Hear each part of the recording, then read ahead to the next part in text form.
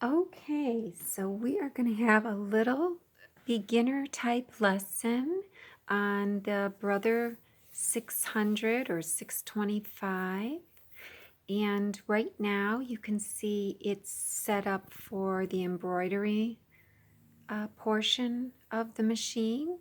And I'm going to be sewing, so we have to remove the embroidery unit.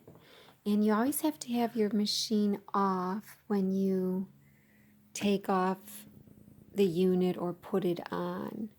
So I have it turned off, and on the side of the machine over here, I know you can't see it, but right here underneath, there's like a little lever. So right here, if you put your finger in, there's a bar here, and you just put, you squeeze the bar.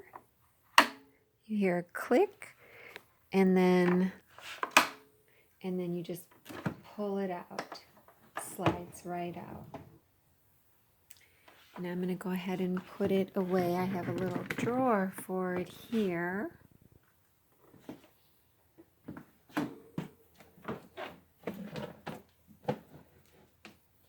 And here is just the sewing part that makes it longer, I guess you could say. Not longer, but it makes it, the sewing bed, bigger if I put this on. Because right now you can see it's a free arm.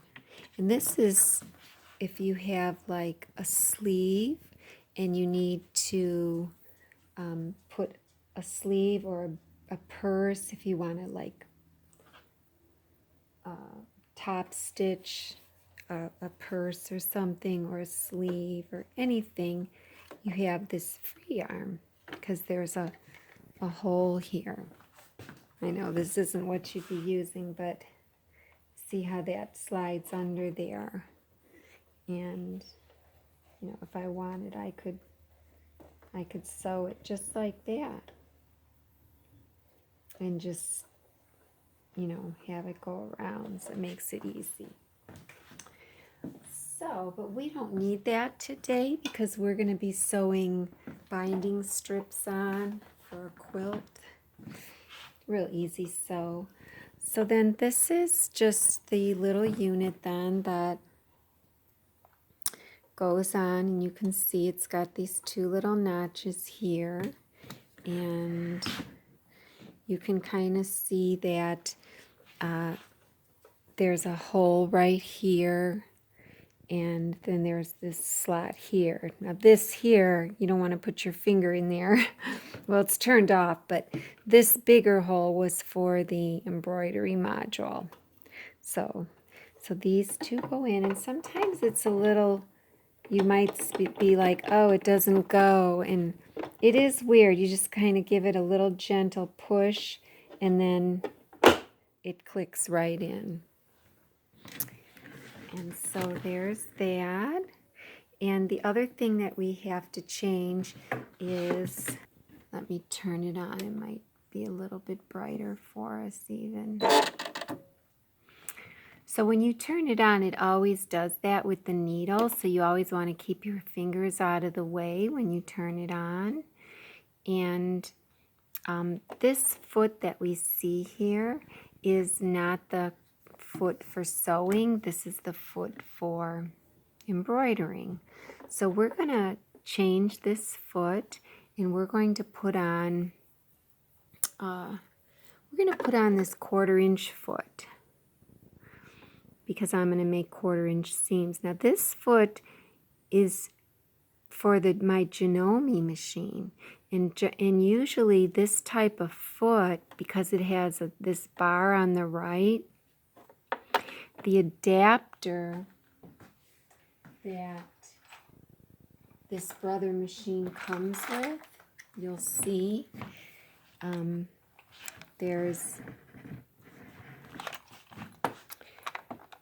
this is the adapter, the foot adapter that we have to put on. It's got a little white rectangle in front, and that's what's going to hold this foot on, or any of the snap-on feet. They snap on. But this brother foot will not carry this Janome foot correctly. It makes the foot slant upwards. And I'll kind of show you what I mean, just so you could see. But this aftermarket adapter, and I'll show you how it goes on, it does hold these types of feet and many other feet that the brother foot won't hold. And the reason why I like to use this foot from Janome is because it's got a little guide, this black blade on the side. You can kind of see it. This blade right here. And that's guide, you just put your fabric up against it. And also the reason why I like it is because the front of it sticks up, so it doesn't catch on your fabric like some of the brother feet do. The traditional brother 1/4 inch foot, it doesn't come up like this one. So a lot of times you're sewing along and then this part of the foot catches on your fabric if you have a seam or something. So that's why I don't like to use it. So we're going to go ahead, we're going to put this adapter on, and we'll take this one off. So before we thread the machine, we're going to have to take off that foot. And to take off that embroidery foot, we'll be using, I have my tools back in this compartment here, and we'll be using this screwdriver. It's special just for this machine. It has a really thick blade on it to unscrew it. And I have a few other things in here. These tweezers are not the best quality. I would suggest getting a nice pointy set that you can buy probably online. The really good ones, like this. I think this came with my embroidery machine, but this one you can see has a really nice sharp pointy tip, and it's great for grabbing thread and whatnot. It's just a really good one. I'd have to find a link for these good ones. But the other thing is you can use just eyebrow tweezers. They're usually pretty good. I use those for other things as well. And then back here are needles. Just various needles. They're mostly sharps, meaning a sharp needle is what you use when you're sewing on woven material like cotton and denim and so on, and those are called sharps. So usually they're going to come in a Schmetz container, and like this one says Schmetz jeans, and it's a size 100/16. So we just call them a 16. And these are sharp, and they're for jeans or heavier, thicker fabric, quilting or what have you. For embroidery, you want to use a 75/11, so basically an 11. So that's what you want, you know, a nice small thin needle, and this is a sharp. So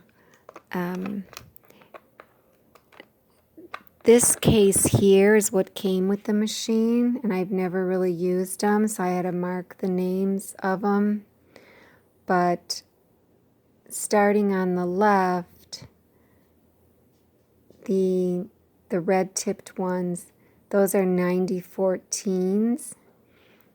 So we just say they're 14s, and they're sharps. So that's for thicker fabric, heavier fabric. You don't want your needle to break. And then right next to it, you see it says BP. Those are also 90/14s in size, but they're a ballpoint tip, or the needle down the pointy part. It's not a sharp point, it's a ball point, meaning it's not going to make a sharp point into the fabric. It just moves the threads out of the way. And that's the kind of needle you use for knits and, t-shirts and sweatshirts. Those are all called knits. So you'd use a ballpoint needle. And I don't have any ballpoints in a smaller size than a 14. So even for the embroidery, I might have one. Let me see. No, I don't. So that would be something, if you were going to embroider on knits, that you would want to get a 7511 ballpoint. This one, forgot about.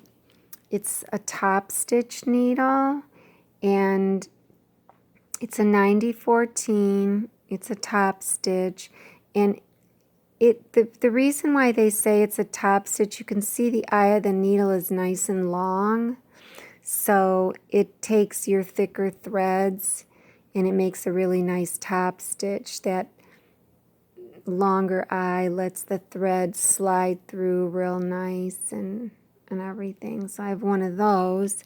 And then these are double needles. This is a twin needle, they call it.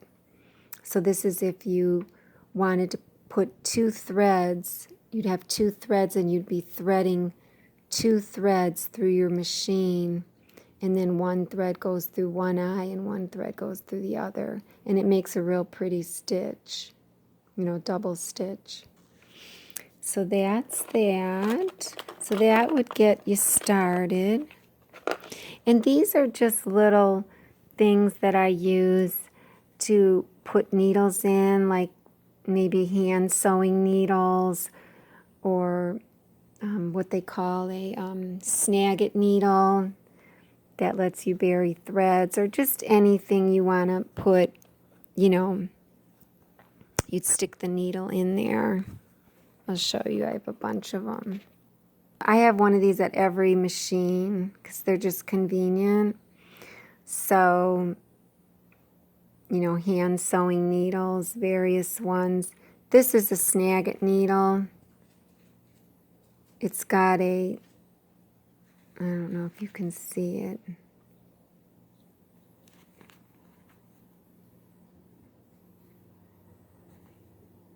You can kind of see there. It's like a pitchfork, and you just snap your thread in there, and then it lets you don't have to worry about threading it, because it's just for making knots, burying threads when you're done hand sewing or on the embroidery machine or the long arm or what have you. So that helps you bury threads. So that's what those two things are for.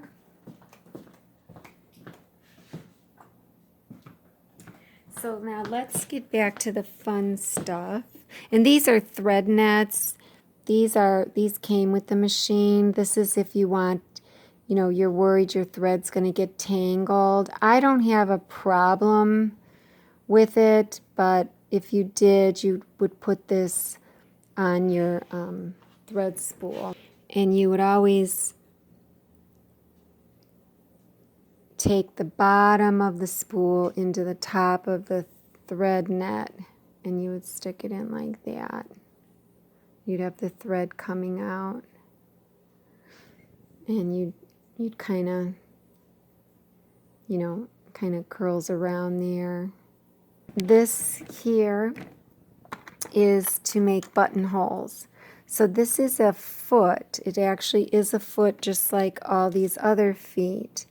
You can see how the other feet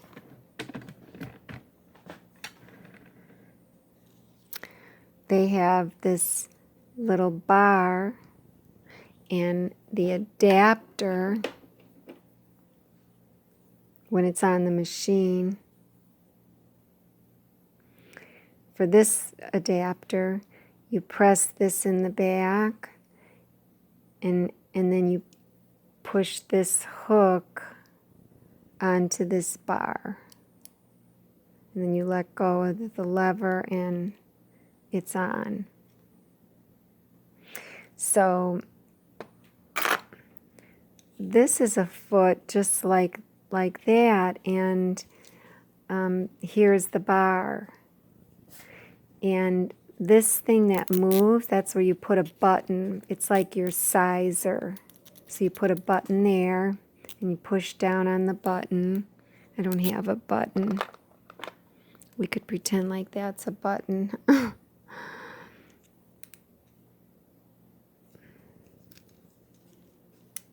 And you push that down, and then that's your gauge. But at any rate, with your adapter, there's the bar, and it's just, you know, you push the lever, and then that's how it holds it on the machine, like that. So that's for another lesson. I never make buttonholes. I guess I should make more because buttons are cute. When I was 5 years old, I was sewing clothes for my trolls and my Barbie dolls, and I'll never forget when I got a shipment in the mail of 500 buttons. It was the happiest day of my life. I was like, the buttons are here, the buttons are here. I still remember the you know, cardboardish type of bag it came in, and I loved those buttons. So anyways, so let's go ahead and I'll show you this adapter as opposed to this one, this aftermarket one that we have to use with this 1/4-inch foot. So let's go ahead and, so I'll put the brother one on first so you can see what I mean by it not being able to be used. So one sec.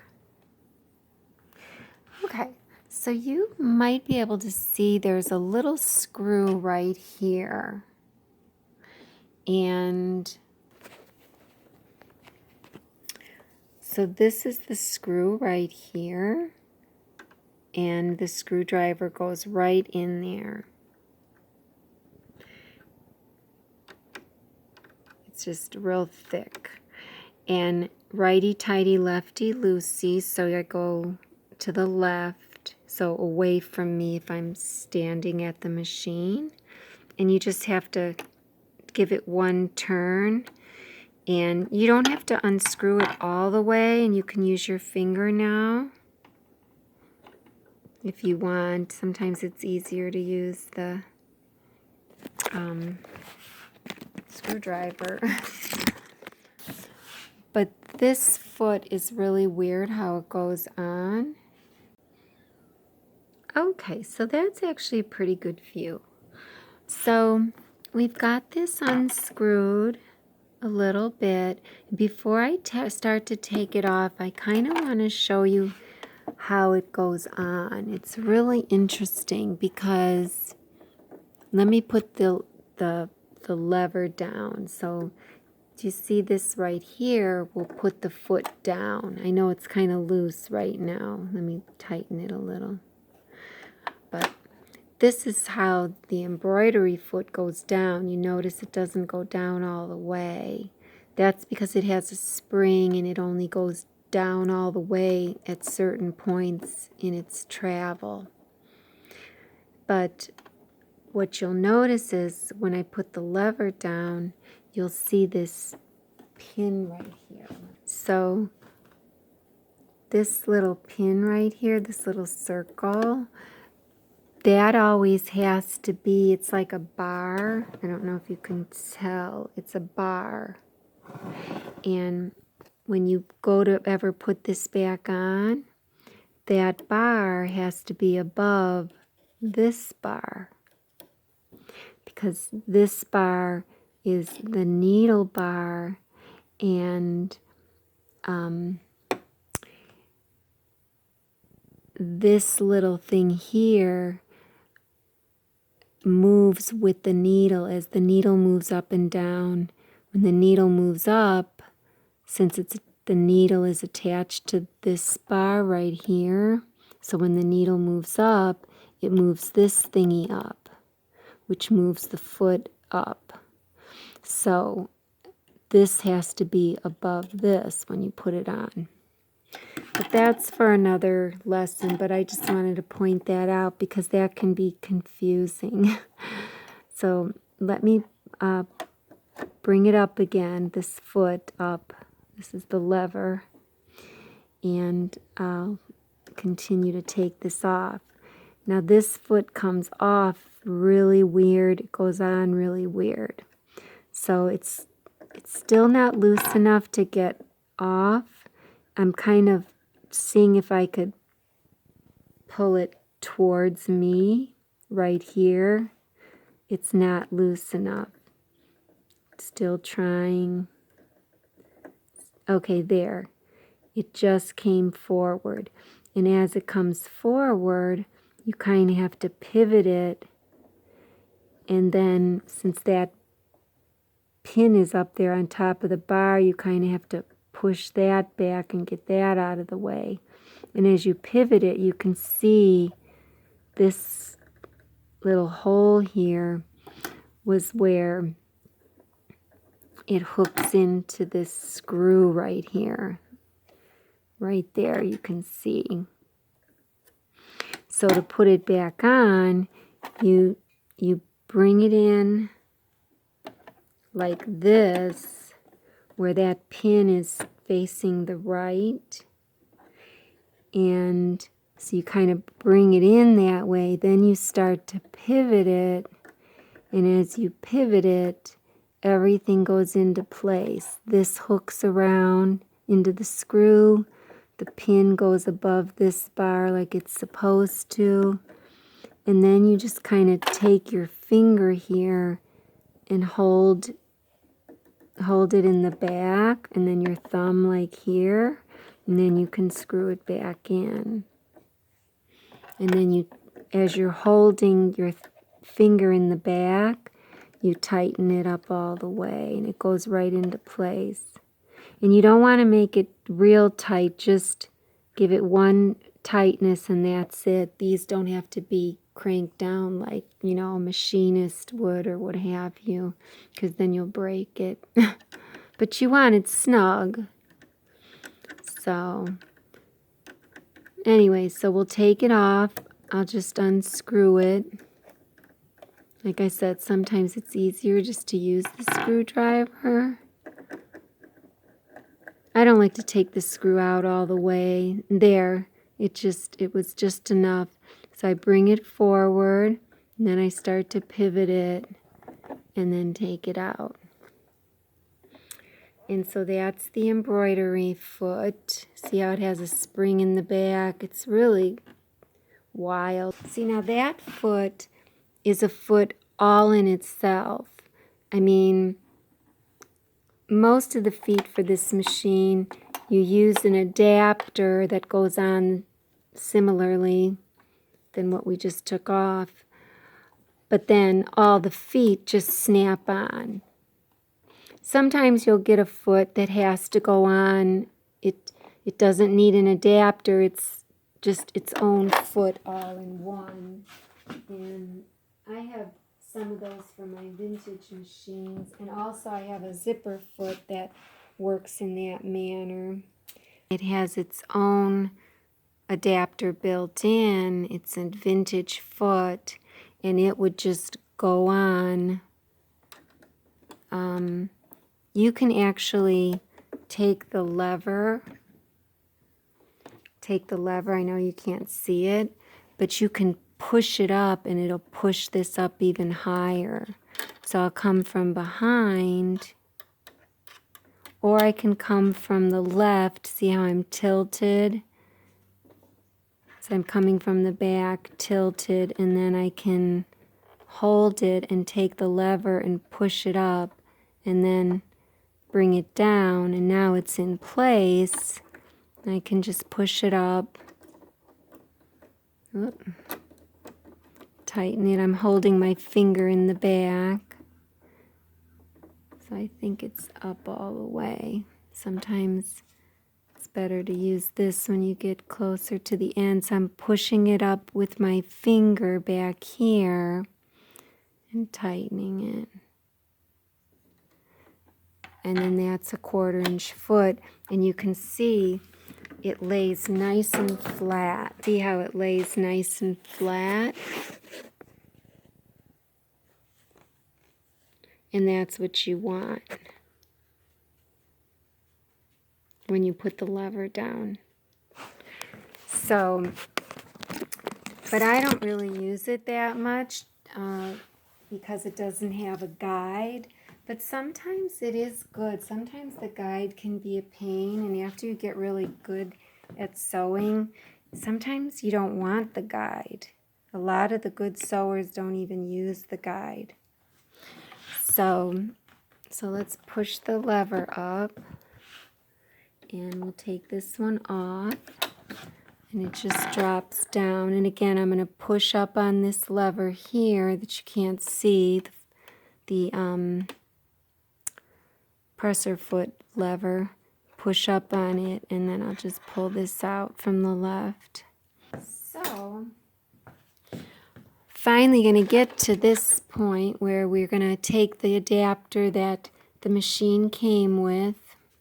So this one, it's kind of the same thing. You kind of have to come in from the left and then push up on it. Now I have to unscrew it a little more.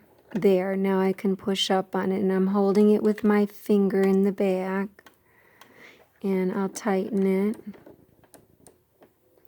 I'm pushing up with my finger,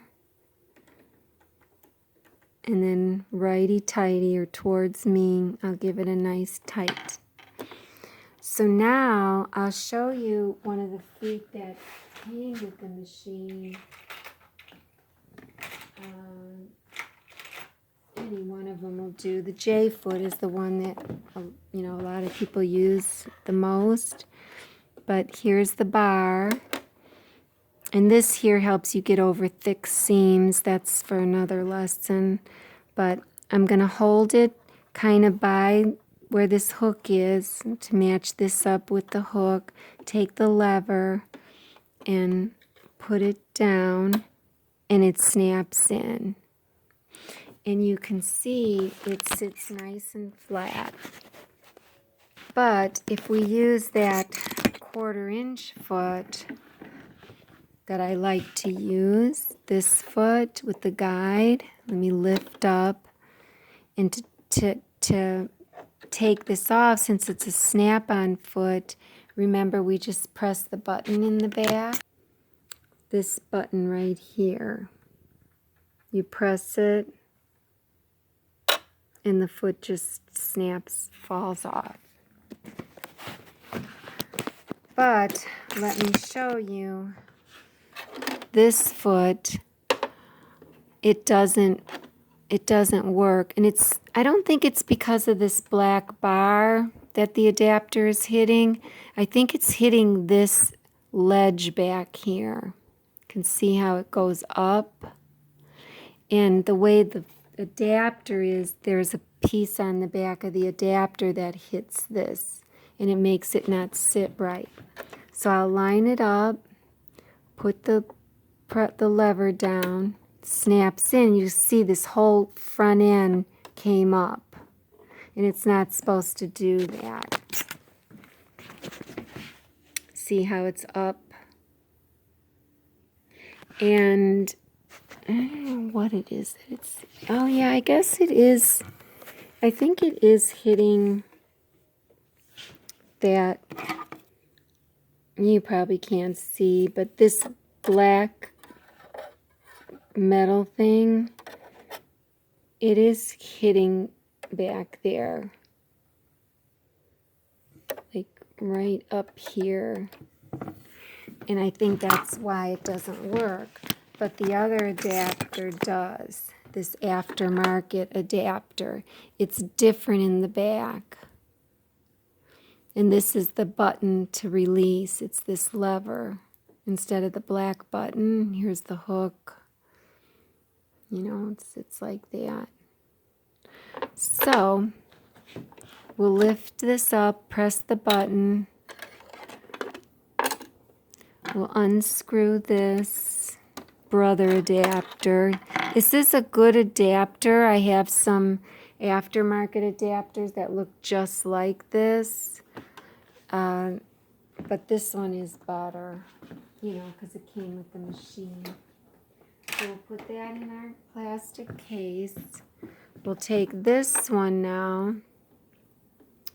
And it's funny because it's got that rectangle in the front, just like the brother one, but it's not white. And it's different everywhere. So we're going to come in from the left again, tilted, and the screw's not unscrewed enough.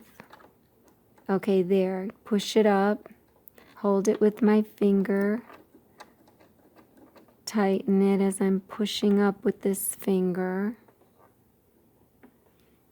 And then tighten it with the screwdriver. Okay. And now when we put this foot on, put it into place, push down, and there. But you can kind of see that it sits nice and flat, just like it's supposed to. You know, it's free in the back. So, and you know, I can use any foot. I can even use a brother foot with this adapter. I mean, you might want to just keep it on, you know, if you're going to use different feet, because, you know, nothing is going to obstruct it in the back. Sometimes I think, though, that the brother adapter is more solid, but I'm not sure. So,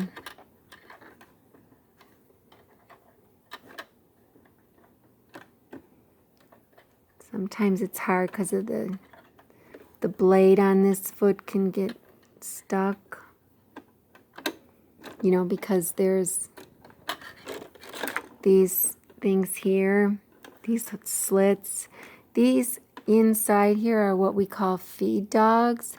And if I take the thread out, because I don't want to have the thread in when I show this to you, but I'm going to take the hand wheel and move it towards me as if I'm sewing. And you'll watch these feed dogs are what moves the fabric. So as the needle goes down, oops, it did that because I was in the embroidery module, and this is the first time I went all the way down, so it kind of made that noise to get into sewing mode. So, because in embroidery mode, the feed dogs stay down. They never come up. But now that we're in sewing mode, the feed dogs became engaged, and now, so when the needle goes down, the feed dogs are down, and then as the needle comes up, the feed dogs start to come up. And then they come up while the needle is up, and they push the fabric. See how they're going backwards now? They're going to the back, these. And they kind of moved the fabric a little bit. The longer your stitch length, the farther this will travel to the back of its ability. You know, can only travel so much, but 5 millimeters is the longest stitch length. So that's how your fabric moves. See, as I'm moving the hand wheel now, you can see the feed dogs go up and down and they move like in a little oval type of deal. And they're moving your fabric. So this blade can kind of get stuck in there when you're trying to put it on. So you just got to be gentle. Move it forward a little. There we go. Snapped in as I pushed the lever down. So there you go. Oh, I know what I was going to do. I was going to do needle down, needle up. Now, since this is a new foot and I don't know what stitch I'm on, I got to make sure, see, it's going to hit. So the needle is going to hit the side of this foot. And that's because the machine defaulted to stitch 1-03. And that's a straight stitch. And you can also do a back stitch if you hit this button here. It'll do a back stitch. But these are the default settings for this stitch. And with the width being 3.5 mils, that just means where is the position of the needle? Well, the needle's in the center. Because this is a 7 millimeter machine, it can make a 7 millimeter wide zigzag. So the center of 7 is 3.5. So width just means needle position for straight stitches. Okay, so these are the straight stitches. So that's your needle position for a straight stitch. Well, since this foot doesn't go with this machine, I would have to go to a different stitch or change the default setting on this stitch. And I can. I think on this machine I have notes on what setting I like to use and what stitch. I think I was using, let me take off the back stitch. Let's see, 104 is still in the center because you can see that these stitches are in the center of this rectangle. Okay, these two stitches, the stitch is on the left side. So if I hit number 2, the needle moved. I don't know if you saw that. So if I go to stitch 103, you'll watch the needle, it'll move back to the center. Okay, 102, it moved to the left. And at 102, if I take the hand wheel and dial down, it's barely making it into this second hole. There's another hole in this foot. So you can kind of see there's a second hole, and the needle barely makes it into that hole. So, but it's okay because I can change these settings. So that's for when you want to stitch a 3/8 of an inch seam. It's a little bit wider, which I'll probably use that on my bindings of my quilt instead of a 1/4 inch when I put the binding on. But at any rate, if I wanted to take that needle and move it a little bit farther to the left, you can see now on this screen that I must have set this for something different than the default, because the defaults are in black. The width I must have changed because it's not black. So to change these settings up here, you click this button right here, stitches. And so if you want to go back to the default, you hit this button, it'll take you back to the defaults. So we'll see what the defaults were for this stitch when I hit this button. So, okay, they were at 0, 0. So that would mean that they were all the way to the left. So that probably put my needle in the right position. If I wanted a 3/8 of an inch seam, let's see.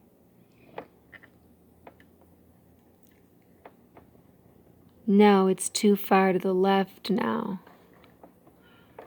So for this foot, if I wanted to use this stitch, I would probably go to, and I'm going to dial it down. Oh, I got to go one more half. So it went a 1/2 mil. Okay, so 1 mil takes it right in the middle. So 1.5 mil was too far to the right. 1 mil is perfectly in that hole. I don't know if you can see that, but let me get right in front of it so you can see it's perfectly in. So then if we're going to be using this foot with this stitch, I would use this button to set this as my default. Okay, so now it's set at 1 mil on the width. And, you know, if I hit OK, it says 1.0. Even if I went to another stitch, okay, 103, if I go back to 102, it held my position. Even if I turn off the machine, when I come back, it'll still say 1.0. So, but I want to stitch a perfect 1/4 inch stitch for my project today. So these left buttons I probably wouldn't use. I usually go to the next page, and I think I go to page, well, it's stitch 125. So right now we're on page 1 of 5 pages. And I didn't talk about the length and the left-right shift, but the length, I guess I will once, since I'm on here. Let me just go back to this stitch thing. Okay, the reason I like this machine so much is because whenever you change any of these settings, you see it right here on the screen on the left. So right now the length is 2.5 mils, these stitch lengths. If I hit this plus sign, these will get bigger right before your eyes. I don't know if you saw that, but if I keep hitting it, okay, 5 is the biggest it'll go. See, it beeped, double beeped me. It said you can't go any further. But you can see how long this is. Okay, there I can kind of see it. So if I go down in stitch length,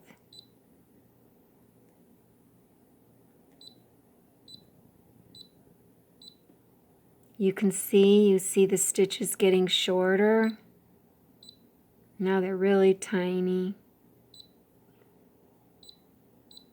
I don't know when you'd go that small. Now I'm at 1.0, you can't even see them. But I don't know what the default was. I think it was, well, it'll tell you because this will turn black when you're at the default. Okay, so 2.5 mils was the default. Now the shift is if you want to shift everything over left or right, you can. So you can take like your setting and it's like you're picking the whole thing up and moving it all to the left or all to the right.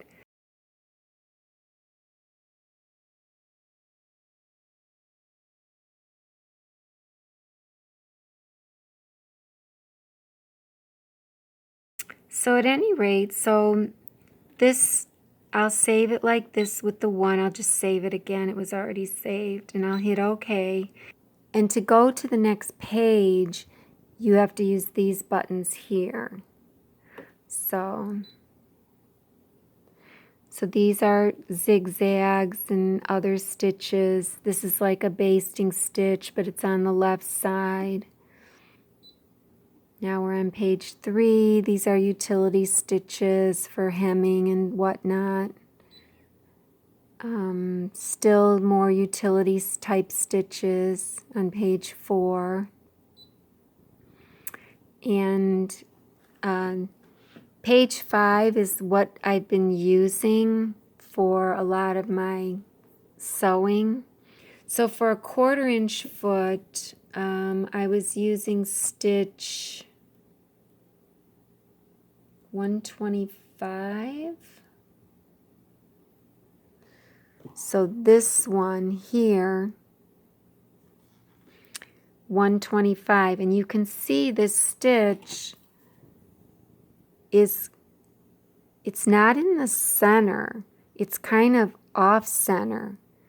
And if I click on it, okay, you can see that I have it set for some wild settings. There's no black around these. So I have it set for my own preference.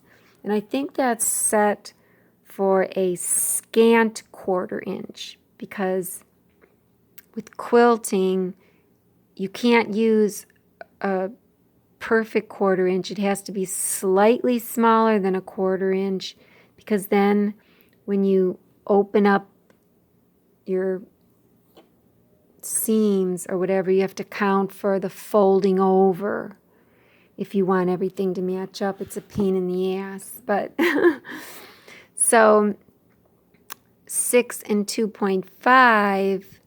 So even the 2.5 wasn't the default for this stitch. So let's go back here into the settings.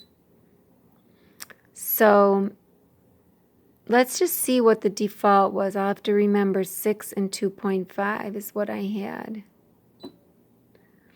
So the default was 5.5, so it was a little to the right of center. Remember, center is 3.5, so this is 2 millimeters to the right of center. So, and the default length was 2 millimeters in length. So what did I have? 6 and 2.5. So let's go back to my 6. The 6 brought it over to the right just by 1/2 mil. That's probably how I got my scant. And I got my scant by using a ruler and putting it up here up against the blade and so on. You know, putting a ruler on here. That's for another lesson. But, you know, I looked at my 1/4 inch on the ruler, and I lifted it up, put my ruler up against the blade, brought the needle with the hand wheel down, and, you know, I saw that the needle was hitting, you know, just inside this ruler. But at the time when I set that, I don't think I was using this foot. I don't think so, because as you can see, that needle is quite a ways in. It's a little bit smaller than a scant with this foot. But I don't know. I have to sew something and see. Well, no. Yeah, it's quite a the way in.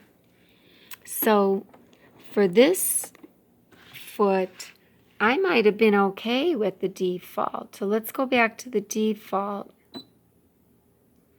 And now let's dial it down.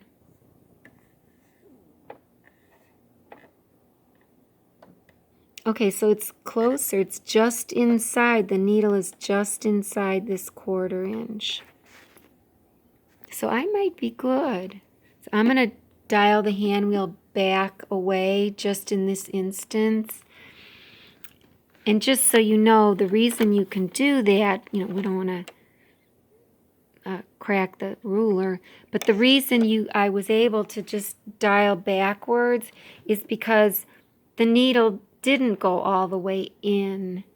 And once the needle goes all the way in and makes a complete rotation, and you know, it grabs, it goes all the way in and makes a complete, this here and here where the bobbin is, the bobbin thread, there's a hook in there that comes around and catches the top thread and makes them,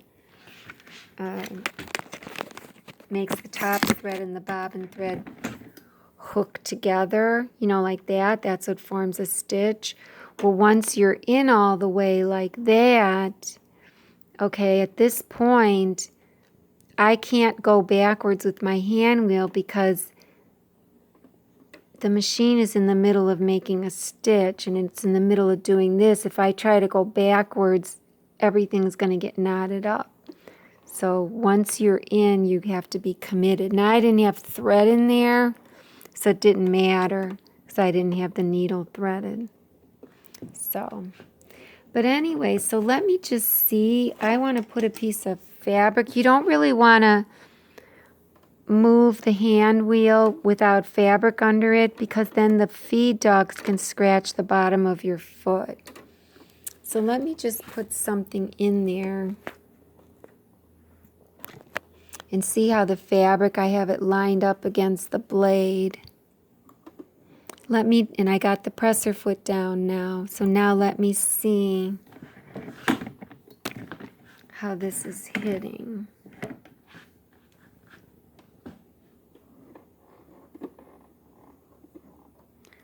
Okay, boy, it does come close to the foot. I don't know, maybe I don't want to use this foot. I can't really see. I thought I tested it. I mean, it's not hitting the foot, but that little corner right there, it's really kind of close. Let me see if I take the setting to... Darn it, I really wanted to use this foot. If I take it to 5, so now I went to the left. Let me see what that does.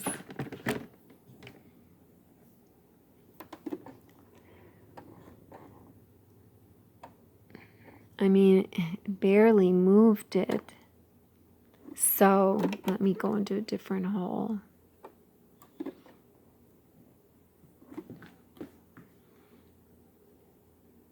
I mean, I feel a little better. It's not that close to the foot. Let me put this in and see where it hits. So I'm going to come down. So it's still to the right of the 1/4 inch line, but I guess I'd have to sew and see. I do have this other 1/4 inch foot, but it has a blade. It's a little different. It doesn't have the extra hole, where the extra hole on this one is fine. The needle landed right in the middle. But for this one, because that corner sticks out, I could try this one. You could see this one is just straight, but it's quite a bit different. It still has the blade. So let me see. Let me drop this one. So I'm at 5 on the stitch length. I mean stitch width. So let's see where this one...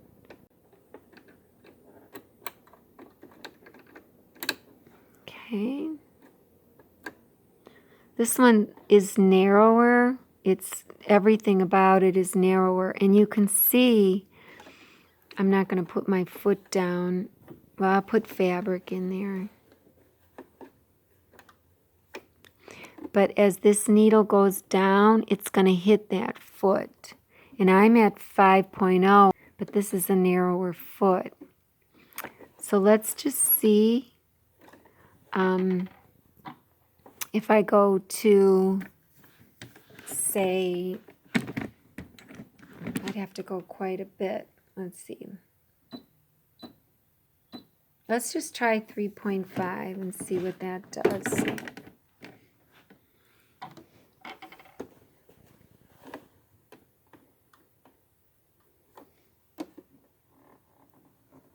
Okay, that's right in the center, but is it a 1/4 inch?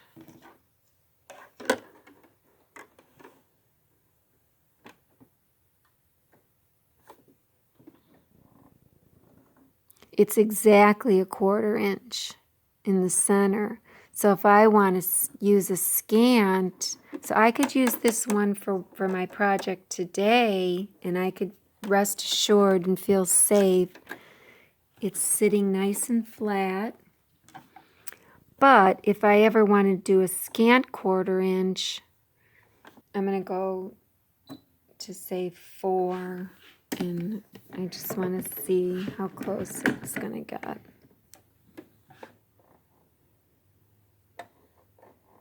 It's still okay. Let me put it down.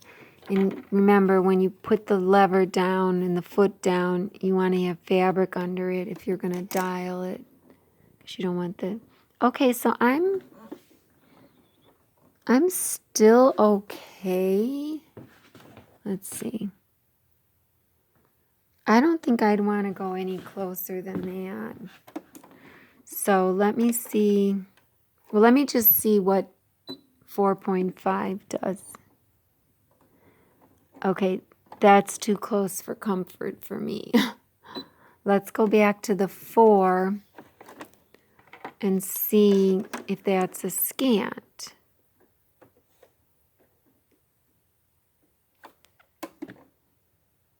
It really isn't. It's right on the 1/4 line still. Yeah, it really isn't. So if I want to do a scant 1/4 inch with that other foot, I'm really pressing it. I mean, I guess you could file this down and then get lead in your lungs.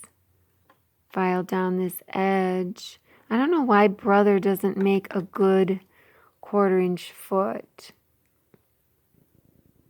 I mean, I've already sewn with this on here, I think. I think I did. And I was fine. So, well, at least I know this one works really good at 4.0. I have to make a note of that. So that's stitch 125 at 4.0. I have to write that down. One sec. Okay, so I'm going to just try this other foot again. Let me take this off. And while the feet are off, I'm just going to do a needle down, needle up, because it's always best to do that before you thread, because you want to make sure that your needle is in the correct position, that your lever is up, because having the lever up opens up your tension discs, and you can't see your tension discs. They're in this slit here. There's these discs that hold the thread, but when the presser foot is up, the discs are open. When the presser foot is down, I don't know if you saw that in there, the discs close. So open, you can kind of see the reflection, closed. I can see it, I don't know if you can. So you want this open, and I'm going to do a needle down, needle up.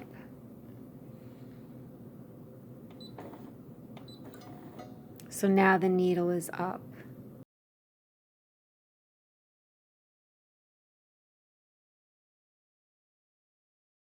You'll see when I hit the shifts, it's just a minute movement of the needle. And see, I can keep going, 0.5, 0.75. So you can go in increments, you know, whereas up here you can only go by half numbers. 5, 6, 6.5, and so on. So I was at 5 and then plus 0.25. You could go -2, you know, -2.5. So you'd be going to the left. So what I guess what I figured on doing here, the 5.0 was still safe with this foot, if you recall. But if I wanted to get a little bit farther to the right so that I could be at that scant 1/4 inch, I used my shift to do so. So I just shifted a 1/4 instead of a half, because this would take me to a half, you know. If this were that and this were back at 0.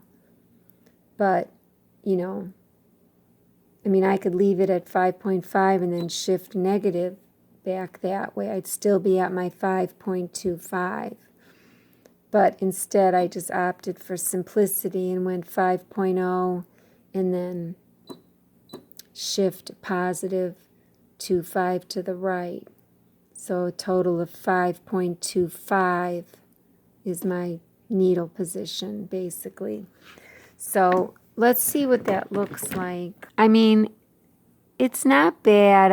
I think I feel kind of safe with it. I'm ordering another one of these feet. So we'll see if the new one is even safer. If it is, I'll just put that one in the bundle. Well, I would put that one in the bundle regardless. Well, unless it's not safe, of course. But I wasn't going to put this in the bundle because it's old. And I just didn't feel right putting this one in.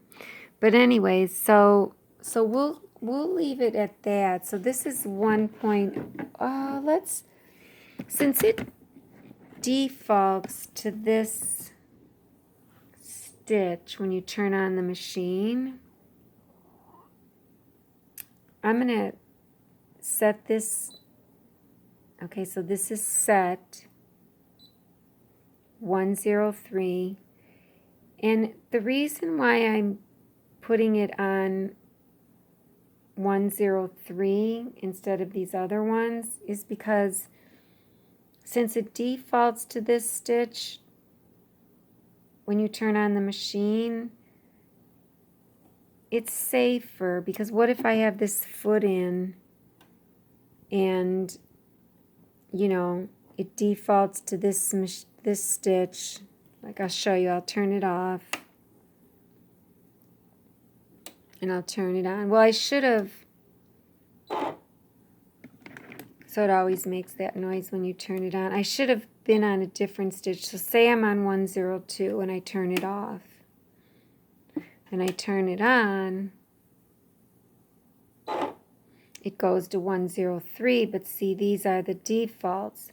Or not, these are my defaults. These are my settings, I should say, not defaults.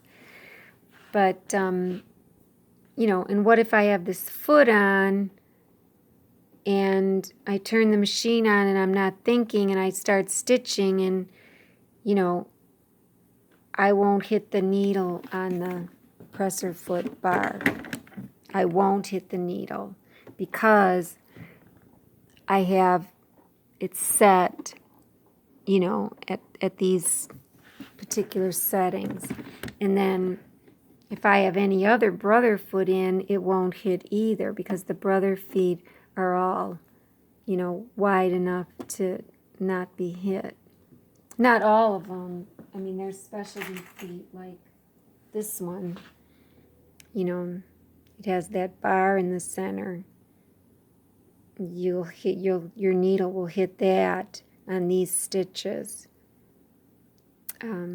This is for I believe, surging like a zigzag. So anyway, so let's go back to page 1 down here, and 103, and that's going to be for when I do piecing, when I'm quilting and piecing.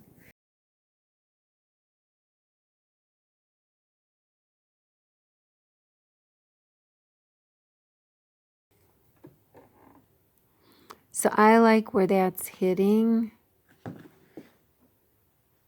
And I'm going to go ahead and thread this, and I'm going to test it and see. Maybe it is a scant. If it is, I can use this foot instead of the other one, which is good because then I'll just use the other one for the 3/8 seams and this one for the 1/4" seams. This here is your tension dial, and it's a set at 3.5. That's because I was embroidering. With embroidery, you want the top to be soft and kind of looser, and you want the bobbin to be tight. You want the bobbin to have all the power, because the bobbin threads have to pull the top thread around to the back, because you only want to see the top stitching. You don't want to see those white bobbin threads sticking up, you know, to the top. So you loosen the top to 3.5. But now that I'm sewing, I want both bobbin and top to meet, you know, kind of halfway. We don't want the bobbin to be stronger. So we tighten it back up to 4.5 for sewing. That's the easiest way to get around it, is just by changing the top. You could change the bobbin, and then I think what I do is I sometimes, like for embroidery, say when I want the bobbin to be tighter, well, I actually tighten the bobbin. You can do that. There's a way to do it. That's another lesson. But you can actually tighten the bobbin. But yet I still soften the top. I loosen it down to 4. So I figure instead of going through all that hassle, I'll just keep the bobbin the same for both sewing and embroidery, and just fluctuate between 4.5 for sewing and a nice soft 3.5 for embroidery, where the bobbin can take over.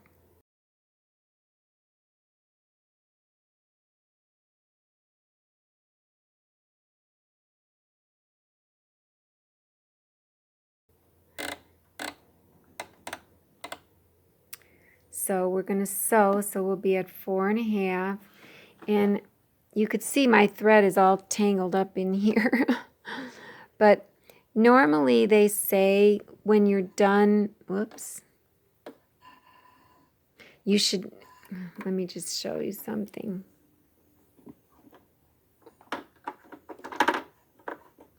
Normally I'd pull it out, but I don't feel like pulling that thing out. What I'm doing right now, you're not supposed to do. You're never supposed to pull the thread backwards, because they say that the lint can get stuck in the machine and build up. But this is polyester thread. There's really not much lint with it. If it were cotton thread, then yes. I really got that tangled. And plus, the thread is not in the discs anymore, so because I completely pulled it out. But they say that what you should do, and I'll just thread it real quick. The presser foot has to be up when you thread it. So they say, oh, look what happened. See, that's what they say can happen. That's why I always thought that you had to have a stopper that was bigger than the end of your, you know, like this, you know, so the thread doesn't wrap around this even. So, I don't know. Maybe this is what it should be. The other thing I've done is I've actually put something back here so that this would be farther forward. You know, this whole spool, like I put something here, another spool, maybe a small spool of, you know, little baby thread back here, and then put this on. But anyways, so they say not to just pull your thread backwards when you want to change threads. They say to cut your thread here, and then pull your thread from the bottom. And that wastes, you know, 12 to 14 inches of thread. So I don't do it, but they say you should. I mean, you could technically go like this. You could take the thread and like pull it out there. And then this is where the tension discs are, right? And then just pull this forward. You heard it snap out of the tension discs. So now it's out of the tension discs, and just pull it out like that. Just, you know, go like that for the rest of it. Because this is just the take-up lever right here. And you can see it moves up and down, and that's what pulls up to make the final tightness of the stitch. So, you know, when the feed dogs are up, this goes up too. See, as the needle goes down, this goes down. And then when the needle comes up and the feed dogs come up, there's pressure there, you know, there. And then this pulls up and tightens the stitch. So anyways, that's how you can take your thread out. I mean, I know how to open these machines up and clean them if they ever get linty, so you don't ever want to take them somewhere because they rip you off. So I'm just going to leave this in here for right now. And I am actually going to put that other one on. I don't know, I don't know. And you know what's weird is that sometimes I think that they should go in with this part this way, because then it's, you know, it's kind of like slanted. But I don't know. That could be wrong. That could be wrong because it doesn't make a flatness. No, that's wrong. That's wrong. So, I mean, that's how I used to do it, always making sure that this was bigger than this end. Slightly bigger, not too big, because then it will get stuck. It won't flow. Like you wouldn't put this one on here. It's too big. And this here is an extra, this thing is an extra pin to go there. And I guess you could use that if you're doing twin needle, using the twin needle. You could put a thread here. But all of these threads that I have, they're cross-wound, meaning you can see they have a little design. They're not just wound like that. They're crossed over. They're all like that. Even my embroidery thread, I mean, even my long arm thread is cross-wound. you can see the design. And those have to feed off the top. So either sideways off the top or in a spool pin and then up. This, I guess it could be for thread that is like this one here. This is like the old-fashioned thread. See, there's no crossing. It's just straight, wound straight. So these kinds of threads, spools, can just spin. See how it's just spinning? They don't have to come off the top. This is my machine that sews the chain stitch.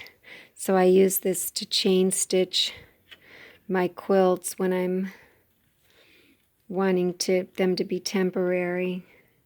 This is the machine I bought from my mother to replace her touch and swear that I broke. So now let's thread it. So I'm going to thread using this thread stand. These kind of spools that are cross wound like this, they have to come off the top. Or it could come this way, but of course I don't have a pin for it to come sideways. So most people just put them on a thread stand. And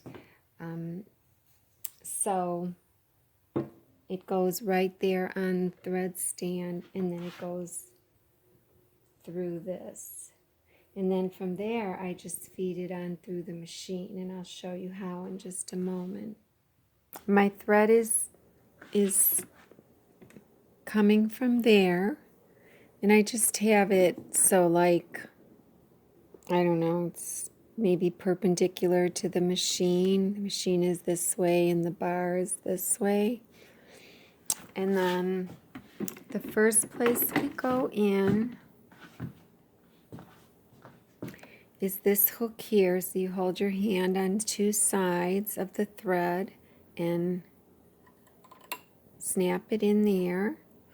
It'll say a number 1, and you'll see a number 2, and you do want to go under number 2. That's this thing here. It's like a, I don't know, ledge, or not a ledge, but a finger sticking out, and you are still holding both sides of the thread, and you go under this ledge and make sure your presser foot is up, because the next step is to go through the tension discs. We don't go to number 3 here because that's if you're going to wind a bobbin, and we'll do that last. So we're under number 2, and now we're going to take the thread while I'm still holding the top, and we're going to take it down here, and when we come down,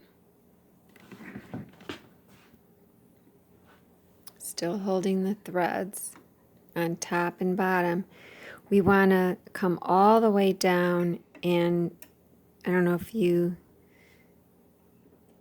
it kind of, you can't really hear it. You can, there, did you hear that little click? You don't feel it, but you can kind of hear it. That's the tension discs. That's me pulling it out. When you put it in the tension discs, you don't hear anything, but when I pull it out, you do. You heard that? So we'll go back in, and I'm going to move the camera down.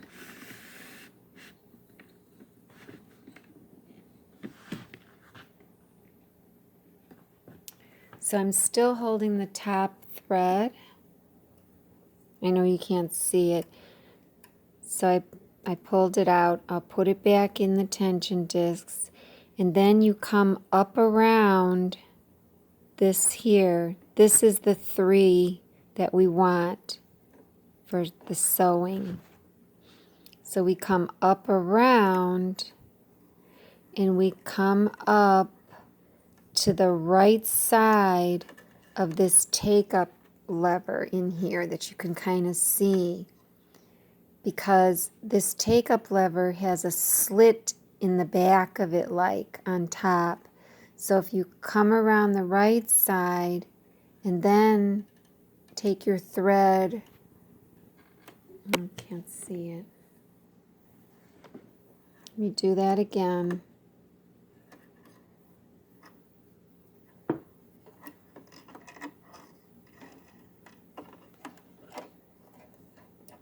Well, now I screwed up. I'm hooked in there. Okay, let me start again. Now I'm all screwed up. So I'll start at the beginning. So I've got my thread here.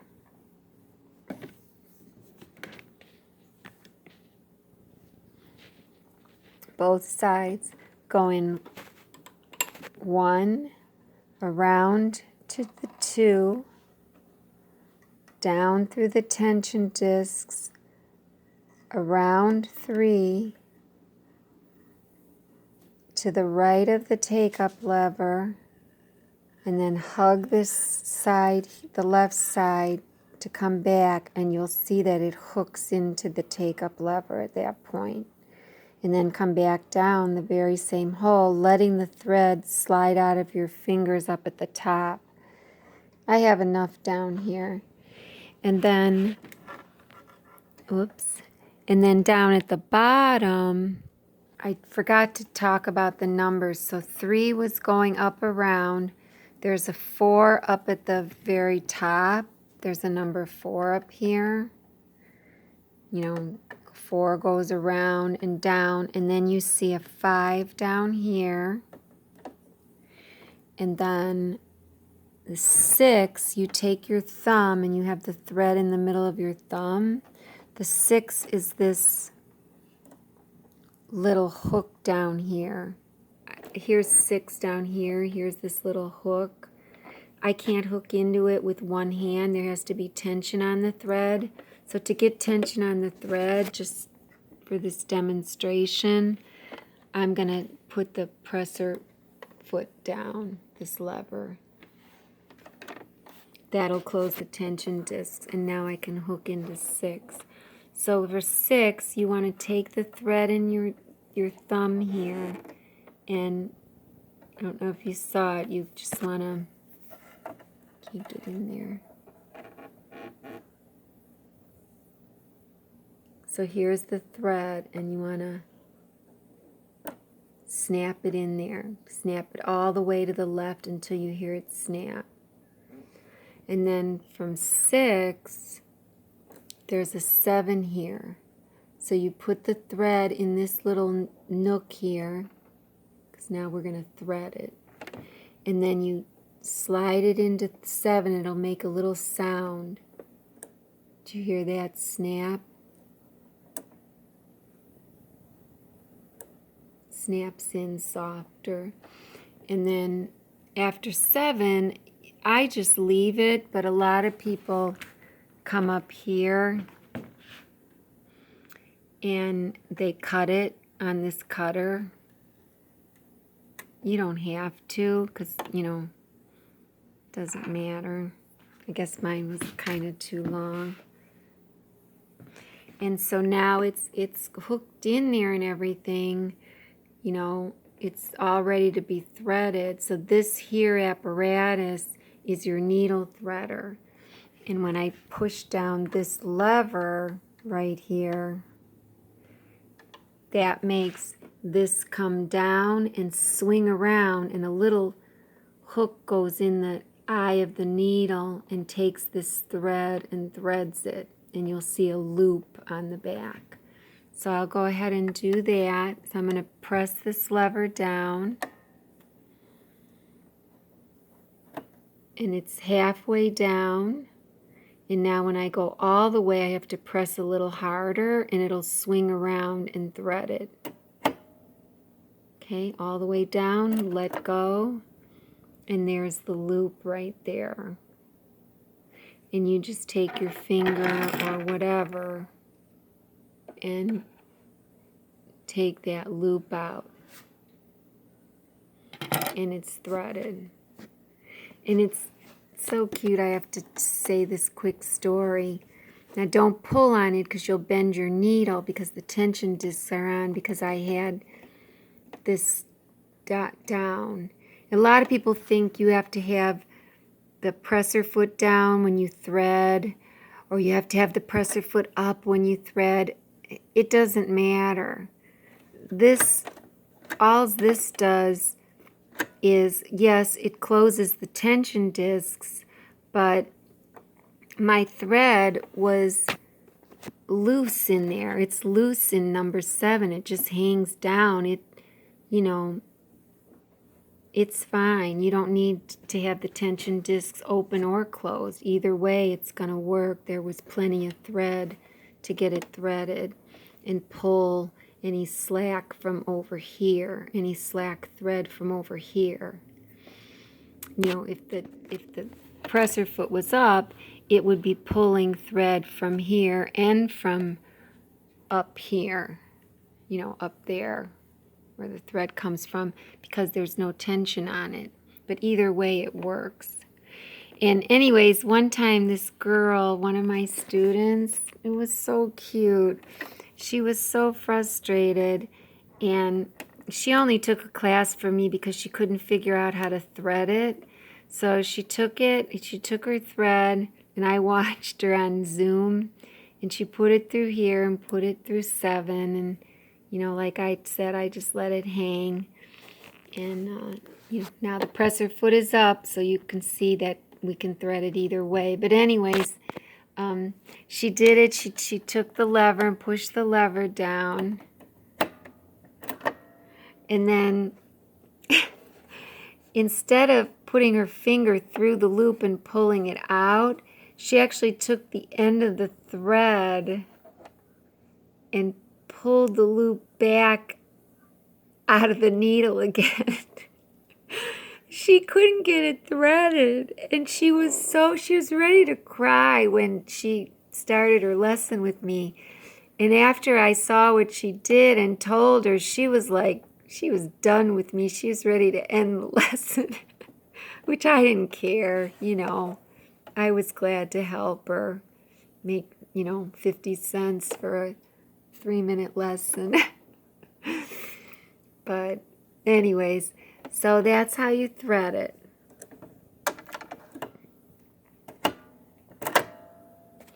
And one time it did get stuck where it didn't want to turn the second time. The halfway through, it didn't want to pivot all the way around. And I can't remember what I did to get it unstuck. I might have turned this somehow. Maybe something got turned in here. I don't know. But a lot of people say, well, just do needle up, needle down, because your needle does have to be in the up position. The needle does. You can't have your needle down here. It has to be in the correct position. So I'm turning the hand wheel now. So if my needle's down there, it's not going to thread. And that's how you can bend the little hook that goes into the eye of the needle. Because that little hook, it's like a little wire. It will be hitting the actual needle instead of going through the eye of the needle. So that's why, let me take it out. That's why you do needle down, needle up, before you use the needle threader. Make sure your needle is in the up position, the proper up position. It has to be in a certain level. So, anyways. Oh, what did I do? Oh my gosh. I must have, I got it caught somewhere. All right, wait. I'm looking through the eye of the camera, the lens of the camera. Okay, let's see here. Oh, I had it all tangled up over there. That's not good. Okay, I'll cut it now. It's long. See, it even thread, you know, 5 strands of thread. Okay. I hope it's threaded right. I should probably pull it out and redo it since it got tangled. So that's threading.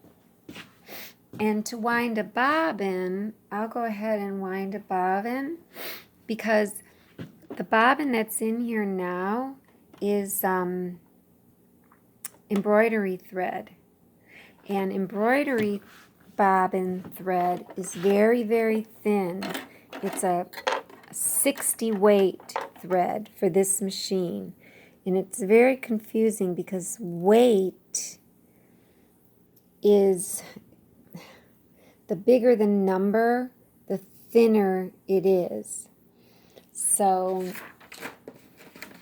I made this case for you, and it has the different weights. So a lot of times, a lot of threads are 30 weight. They're kind of thick, and they look really nice for top stitching. So that would be your top row. There's nothing in there. The second row is for sewing. So these are for sewing. These are for embroidery. So the second row would be 40 weight sewing thread. And I'm sewing with something similar to 40 weight. So it's thinner than the 30 weight.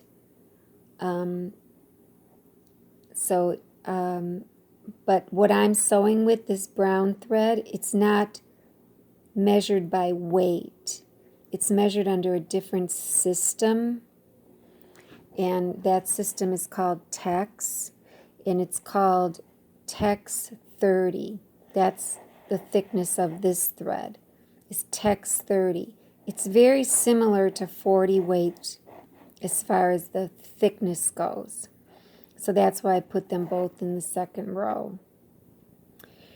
And the third row is what a lot of people like to sew, piece their quilts with. You know, sew their pieces together, their little patches together. Because it's nice, it's thin, but it's strong. And it just doesn't make a bulky seam. It's just nice. And Tex is different than weight.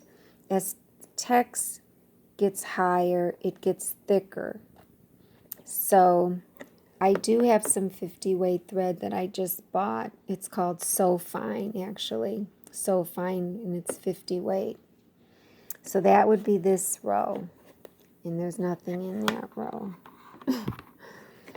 And then the third row is embroidery thread. And embroidery thread goes by weight. And it could be different weights. It could be 40 weight, which these all are. That's your standard, very common weight. And then there's embroidery thread that's 60 weight. So it's thinner than the 40 weight. And people use 60 weight thread when they do real small lettering, when they embroider real small lettering, because it's so thin. So they'll use a small, tiny needle and real thin thread so that the lettering looks crisp and clear. So there's nothing in that row. So this is bobbin thread, and it is 60 weight. So, and the bobbin thread that comes with this machine, I never even opened this one. You could see it says number 60. That's another system besides weight and Tex. But I think it's similar to weight. So, and everybody says that it's 60 weight, but, you know, it's made in Japan. Everybody uses a different system. So we're just going to call it 60 weight because it's similar to 60 weight thread. It's real thin for embroidery. And we're going to put that in the last row. And these are shit because they stretch out and then you can't use them when the bobbin gets low. I have to find a better one that I like.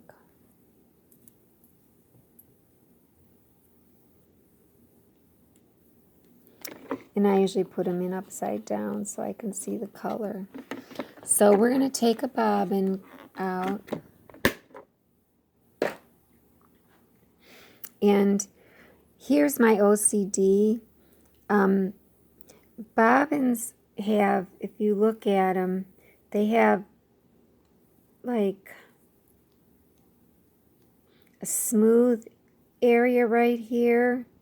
And then if you turn it over, this circle has like a rough circle, like it's protruding. Well, I always want that rough side down because when this bobbin is in, the thread kind of passes over the top, and the top thread passes over the top of this bobbin. So I always want it smooth up here. And then the other thing that nobody teaches, it's one of my pet peeves, there's a little notch on every bobbin. It's right there. And that notch has to lock in to, there's like a pin or a hook or whatever you want to call it on the bobbin winder. So here's the bobbin winder. You see that pin right there? It's like a spring. If I push on it, it'll push in. Well, this notch has to be, where's the notch? Is that it there? I'm looking through the camera. There it is right there. So it's right there. It's like a notch. And there's a notch on both sides. So, you know, it's in the same position. So this is the smooth side. I want this side up.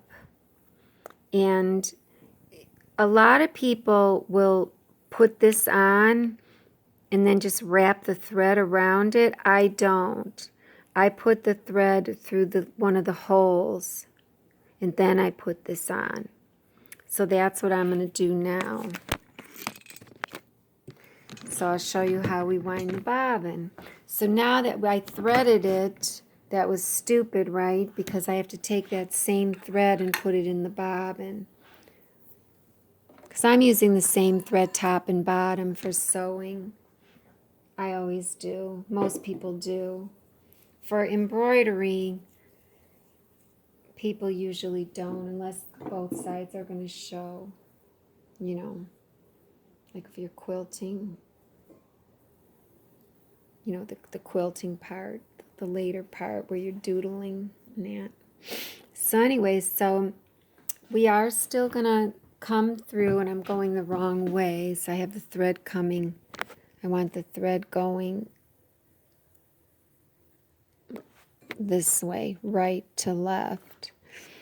And so I still want to go in number 1. I still want to come around number 2. But number 3 is confusing, and even I get confused on it.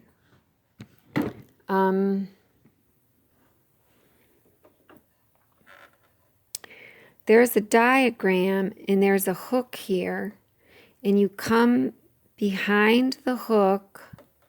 So you take your thread, and I'm going behind the hook, and then I come in front of the hook, and then I go around the circle.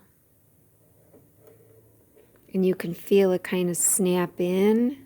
So it's snapped in, so I'm holding both threads just to make sure it's nice and tight. And so now Oh, that's nice and handy. I make sure that the smooth part is on top, smooth part of the bobbin, and that's the hole I want to go through. So this is not a hole on this side. It's, I don't know what it is, but there's the hole on this side. So I stick this from inside, from the inner to the outer. Okay. And then that notch has to, let me take this off. That notch then has to match with the notch on this spring here. And you can try to line it up, or you can just plop it on and then spin it until you hear it snap. Either way, you can spin it. And then I can spin it, you know, again and like cut. There's a blade right here where I can cut this thread, but this is in my way, so I'd have to spin this. But I don't do that. I hold this lightly and then I cut it off with my scissors right here flush once this fills up a little bit. So anyways, so once we get it snapped in, we take it and we push it to the right up against this. This is the stopper. It's a gauge. So when the thread fills up, it hits this and it stops winding. So we push it to the right. Okay. And when I pushed it to the right, you can see this light here. Okay. And at this point, I can either press the foot pedal or press this. Well, I can't press the foot pedal because I'm unplugged. So if I plug this in, if I plug the foot pedal back in, my foot pedal's down there.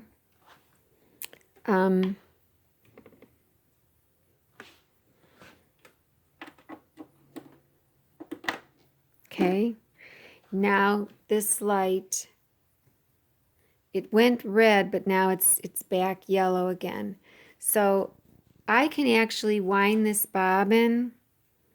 I think I can wind it with the button, but I can't remember. I think maybe I have to use the foot pedal now since the foot pedal's plugged in. But let me just see because I don't remember. So I'm holding this tight. Not tight, kind of tight. I mean, I don't want to ream out the motor. And I'm going to just press this and see if it'll let me. No, it won't. It says the start-stop button does not operate with the foot controller attached. Remove the foot controller. So I guess, you know, I could do it either way. So I'll remove it since I'm standing up.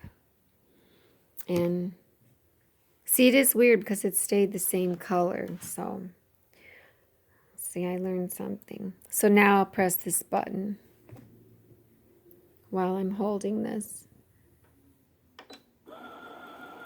And see, you don't have to hold the button. And now I'm going to stop it and cut this flush. I wouldn't use these scissors to cut it though. I would use, I packaged these scissors. You could use these so you can get in close and flush. This is that chain stitch. I did this with my white 742. It's a chain stitch. And I'm giving this to my little girl.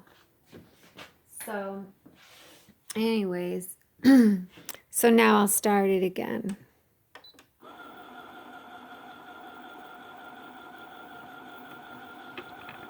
And it says down there that it's winding the bobbin.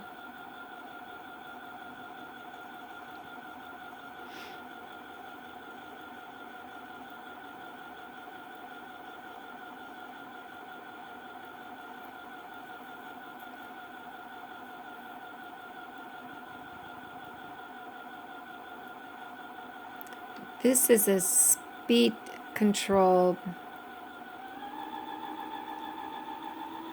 so I'm sliding it. So this is for your stitching too. If you want to stitch slow, but you don't want to worry about the foot pedal, you know, going too, okay, there it's stopping. So it won't go any farther. And I often wondered if maybe this isn't filled up enough. Maybe I should adjust this, but I'm a little nervous to change it. Because, you know, if you overwind a bobbin, it doesn't spin freely in the bobbin case here. So I'm just going to leave it.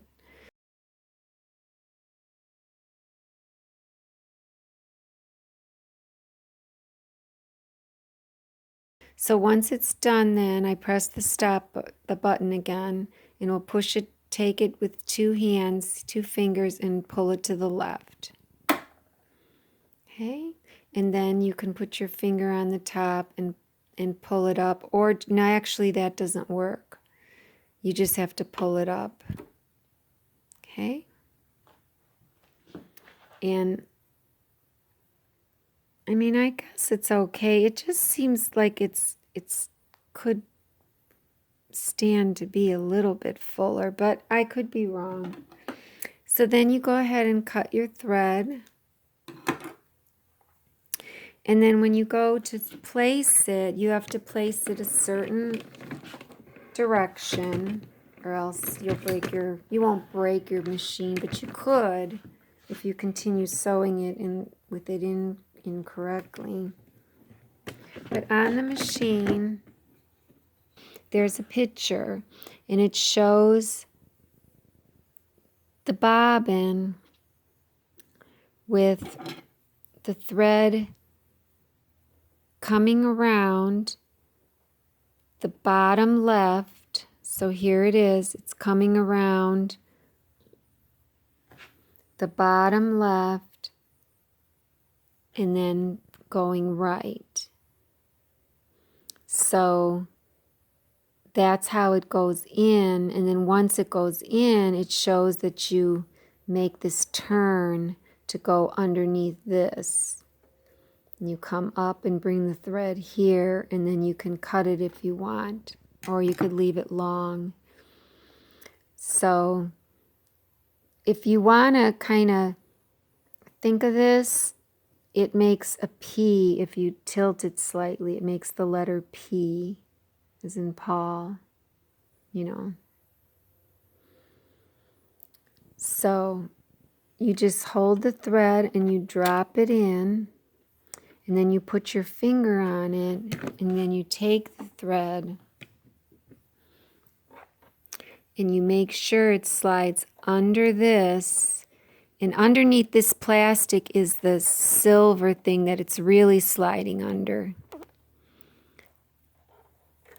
There, you heard it click in. Those are the little tension, they call it a, what do they call that? Spring, tension. It's not a spring, it's, I can't remember. But anyways, you hold this and you bring it around, and then you can cut it, like I said, if you want, on this blade right here. It's in the tension disc, so not tension disc, but tension, I'll think of it.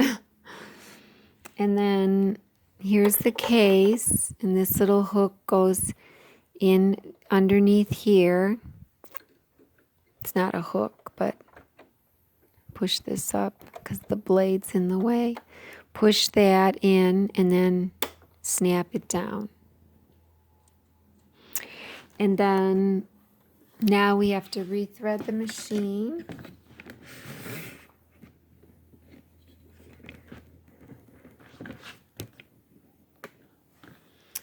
So we take it out of step 3 here. We already did step 1 and step 2, but we'll do it again. So we hold them both. 1, under 2. Make sure the presser foot is up for the tension discs. Come around 3 to the right, around 4 to the left. It's hooked into the take-up lever. Come down 5. And at this point, I can put my presser foot down just so I have tension so that I can get into 6. So 6 here, got to go around this hook. Snapped it in. 7 is kind of like 2 steps. Snapped into 7. Into this one, it makes that cute little sound. And I'll just go ahead and cut it. And then I'm going to push this down to thread it. And there's my loop. And it's threaded. And if you want, you can lift it up. And now remember, I have this set for 4.0, so everything should be good. The needle's not going to hit anything. I can bring my thread up if I wanted, my bobbin thread, just by doing a needle up, needle down. So I hold the thread lightly, and I can pull on it now because the tension discs are not closed. If I go needle down, okay, it made that noise because it was using the bobbin winder, and it's just the machine switching gears to sew. So needle down, so the hook, there's a hook there that comes around and grabs this, it grabs the top thread so that it hooks in with the bottom thread, the bobbin thread. So then needle up, while I'm still holding this, now if I pull on this thread, it pulls, it should pull the bobbin thread, and it's, since I cut the bobbin thread, it's really small. It's short. That's kind of why I don't cut them, because I don't know, I'm always pulling up the bobbin thread, but you can't see it. It's, there it is. Okay, so I just grabbed it with the tweezers. And so then you want both threads to be under the presser foot. So you take your finger like that and take them to the back. And then you're ready to start sewing.